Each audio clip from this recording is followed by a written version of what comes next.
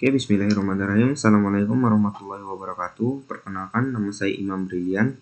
Pada kesempatan kali ini, saya ingin menjelaskan tentang data mining menggunakan metode clustering K-means untuk mengetahui sebaran data atau sebaran data tingkat kebahagiaan pada setiap negara. Di sini untuk aplikasinya saya menggunakan Google Colab, menggunakan bahasa Python.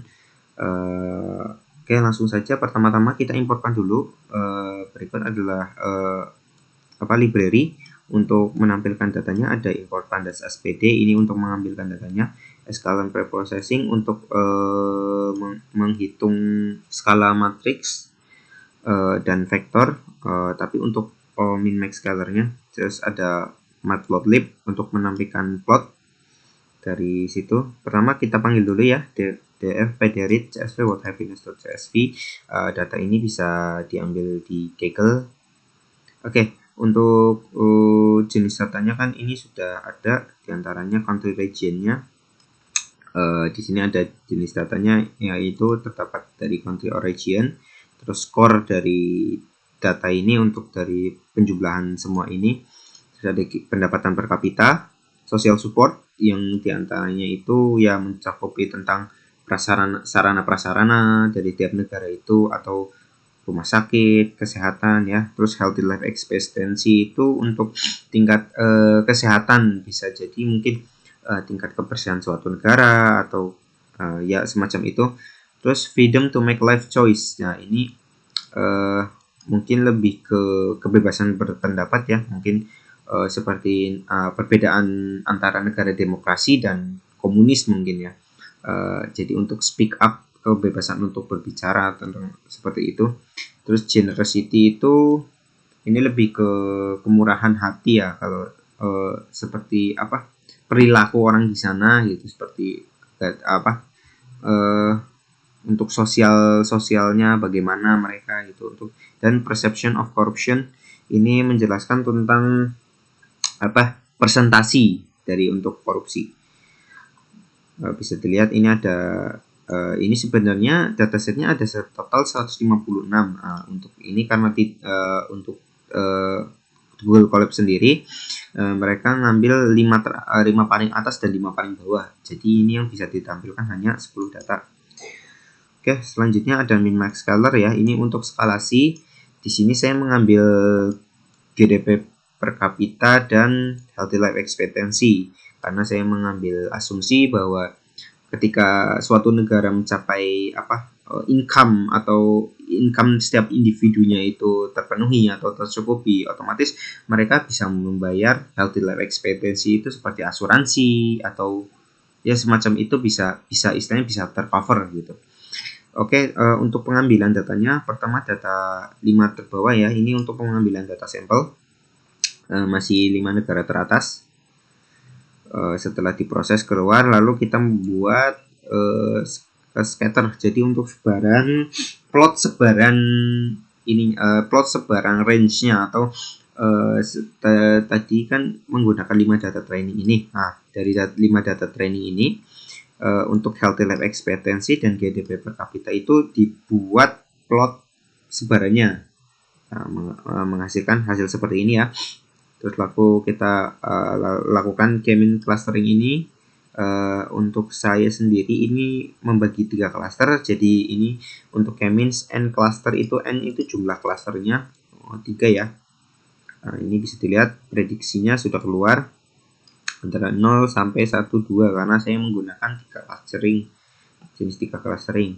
Lalu lakukan prediksi dari data training yang sudah diambil di atas, itu lakukan prediksi, lalu ketemunya ini centroid. Jadi dari 5 data tersebut, ketika sudah mendapatkan plot atau sebaran dari range setiap daerah ini, maka kita buat clustering center ya. Nah, untuk centroid, jadi untuk titik centernya itu data itu, titik center dari setiap data itu ada di mana. Nah, ini bisa ditemukan ada 0,815, 0,81 dan seterusnya ya. Ini ada ya. Terus karena tadi ini Selanjutnya setelah itu kan clustering masih dalam bentuk mentah atau belum dibagi. Selanjutnya kita lakukan pembagian. Maksudnya ini dengan plot seperti ini kita masih belum tahu ini range masuk kemana, ini range masuk kemana gitu. Supaya lebih mudah kita lakukan pengklasifikasian untuk mengetahui bahwa range sekian dari sekian itu masuk kemana atau range sekian. Di sini karena saya tadi sebelumnya itu membuat 3 cluster, maka ini kita bisa saya simpulkan ini untuk cluster pertama, ini cluster kedua, cluster ketiga ya, dengan warna gray atau abu-abu sebagai marker centroid dari label data tersebut. Oke, selanjutnya kita lakukan evaluasi dari data training di atas yang sudah disebar seperti ini. Pertama-tama kita import NumPy ya, import library NumPy atau numerical Python itu untuk operasi matriks dan vektor. Sebenarnya Panda ini sebenarnya sudah diinputkan, tapi kita inputkan lagi supaya ini.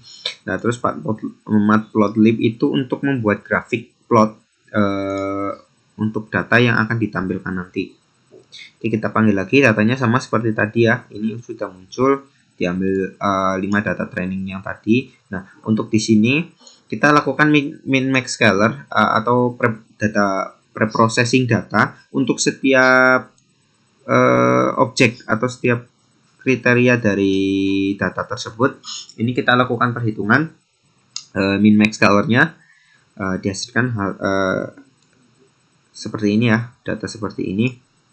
Ini untuk ininya vektornya bisa dilihat ini 5 data teratas sesuai dengan data training yang di atas tadi. Terus baru kita lakukan skalasi dari ini ya, data happiness.ilog ini data ketiga sampai kelima itu berapa gitu. Jadi skalanya itu berapa gitu. Lakukan prediksi, lalu range-nya 211 ya. Untuk result ini bisa dilihat hasilnya. Oke, selanjutnya kita lakukan evaluasi matriks ya dari pengelompokan yang sudah dibuat tadi menggunakan metode Davis-Baldwin Index, yaitu untuk melakukan evaluasi dari hasil matriks yang sudah istilahnya dari cluster yang sudah dibuat tadi kan itu sudah dikelompokkan. Nah, ini untuk mengevaluasi kembali dari grafiknya bisa dilihat dapat seperti ini. Ini menggunakan Davis-Baldwin Index. Nah, untuk nilai evaluasinya ya, untuk nilai evaluasi dari indeks tersebut aja dapat 0,85 sekian. Bisa dilihat. Lalu hasilnya seperti ini untuk di bawah. Istilahnya untuk mengevaluasi hasil dari cluster yang sudah dibuat tersebut. Oke, mungkin cukup sekian dari saya, kurang lebihnya mohon maaf. Wabillahi taufiq wal hidayah. Assalamualaikum warahmatullahi wabarakatuh.